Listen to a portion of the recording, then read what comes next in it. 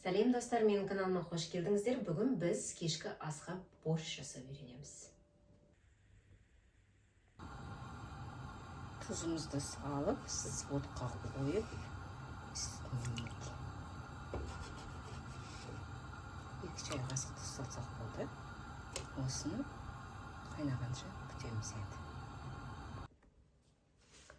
Ал достар, ондай болса кешкі асымызға кірісейік. Бізге ең бірінші бәрін тазалап алу процесі. Бізге керек көкөністер, болгар переці, қызылшамыз керек, сәбізіміз, жуамыз, картоп, қырыққабат және чеснок қажет болады. Осының бәрін қазір біз тазалап аламыз. Мінекей достар, көкөністеріміздің бәрін тазалап алдық. Енді ең бірінші біз жуамыздан бастаймыз. Жуаны осылай майдалап тұрып аламыз.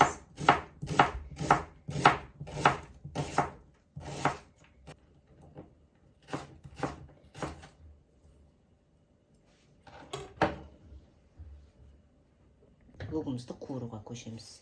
Ол үшін су майдан кішкене құйып аламыз.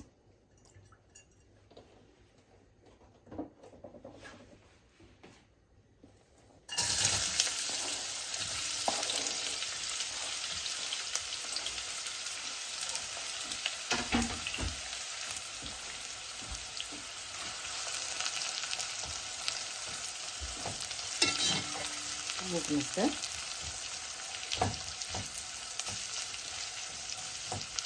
жуамызды сарғыш түс болғанша осылай сковородкада немесе маленький осындай қазаншықта қуырып аламыз. Енді сәбізімізді турап аламыз. Сіздер сәбізбенен қызылшаны теркадан өтсеңіздер де болады, бірақ маған көбінесе кубиктап тураған ұнайды. Сол үшін кубиктап тураймыз.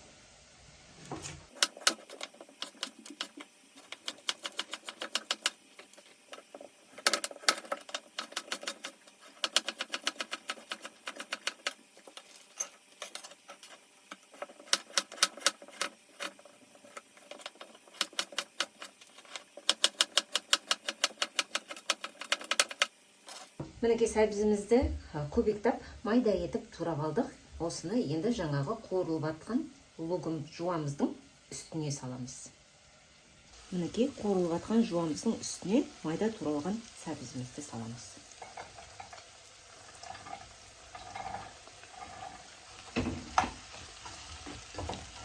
Екеуін бірге қызарғанша қуырамыз.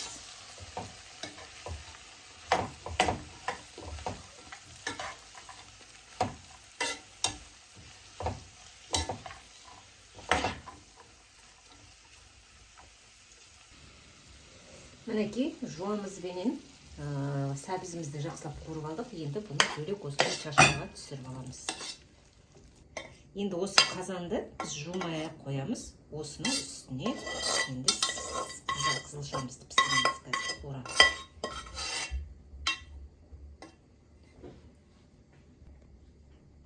Қызылшамызды да көбіктап турап аламыз. Төрт бұрышты қылып. Мінекей осындай майда кубиктар қылып турап аламыз. Мінекей жаңағы сәбіз мен жуамызды қуырып алған кастрюльді жумаймыз. Осыған майымызды құйып, су майымызды құйып, жаңағы қызылшамызды салып қуырамыз. Мінекей.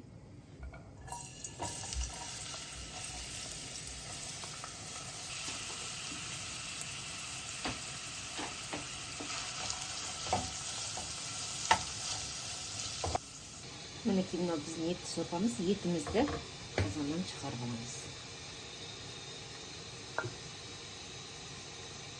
Шығарып алдық. Енді осы сорпамызды сүзіп аламыз.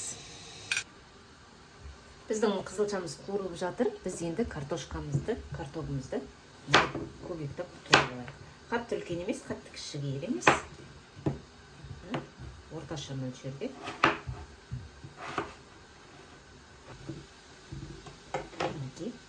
Енді осы картопымызды қайнап атқан етті сорпамызға салып пісіреміз.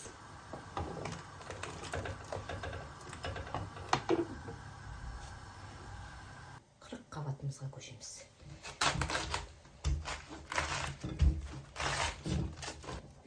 Барынша шұқарақ қылып турауға тырысыңыздар. Мінекей 40 қабатымызды турап алдық. Келесі болгар перецімізді турап алдық. Бұны да солай көбейтіп тураймыз.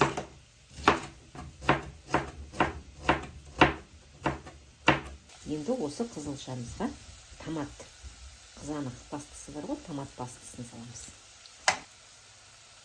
Үлкен қасықпенен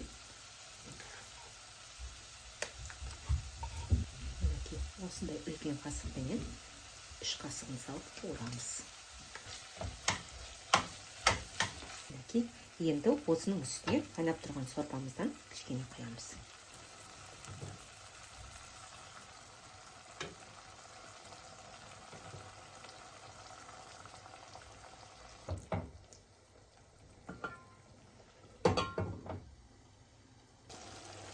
Мінекей достар, қызылшамыз міне уже қуырылып болды.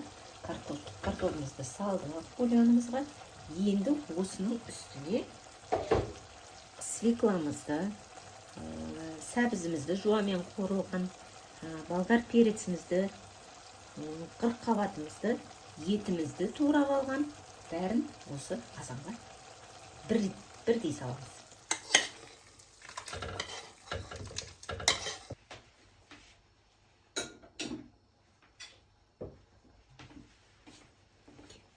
Қуырылған жуамыз бен сәбізіміз.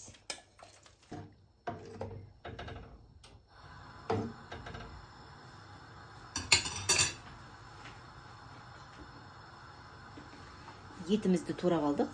Жаңағы етіміздің бәрін майдалап турап алдық. Бұны да саламыз. 40 қабатымызды да саламыз.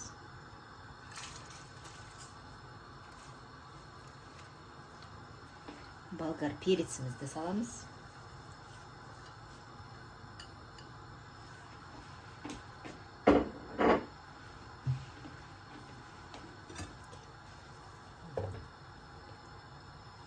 Осыған енді тұзымызды саламыз.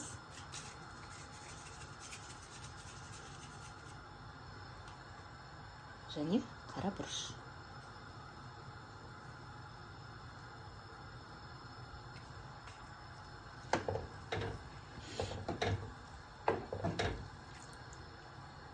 Араластырып, қақпағын жауып қоямыздағы чеснокты ең соңғы этапта саламыз. Біздің қазақша борщымыз қайнап жатыр. Енді біз зелень турап аламыз.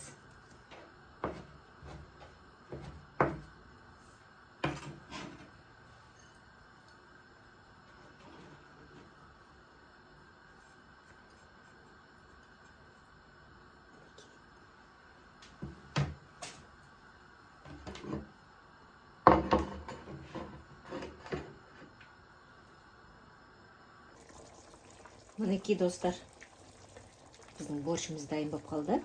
Енді ең соңғы етап чесногын саламыз бетіне.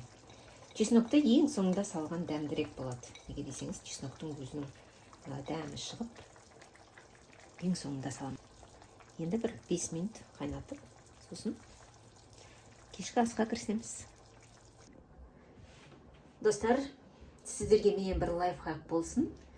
Қалған мынандай зелендеріңіз болса, мысалы көп алып қойған болсаңыздар, еш уайымдамаңыздар. Былай майда қылып турап, осындай посудаларға салып, отдельно салсаңыздар да болады, бөлек-бөлек, немесе екеуін бірге қосып салсаңыздар да болады. Мен бөлек-бөлек салам бүгін. Морозилікке, тоңазытқышқа айтқанда, қазақша айтқанда, осылай турап, майдалап, тоңазытқышқа салып тастасам, ары қарай қолдана берсеңіздер болады. Ал достар, мінекей борщымызды құйып, сметанамызды салып,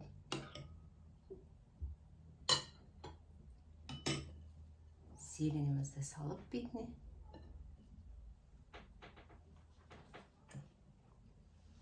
Мінекей, не деген керемет. Астарыңыз дәмді болсын.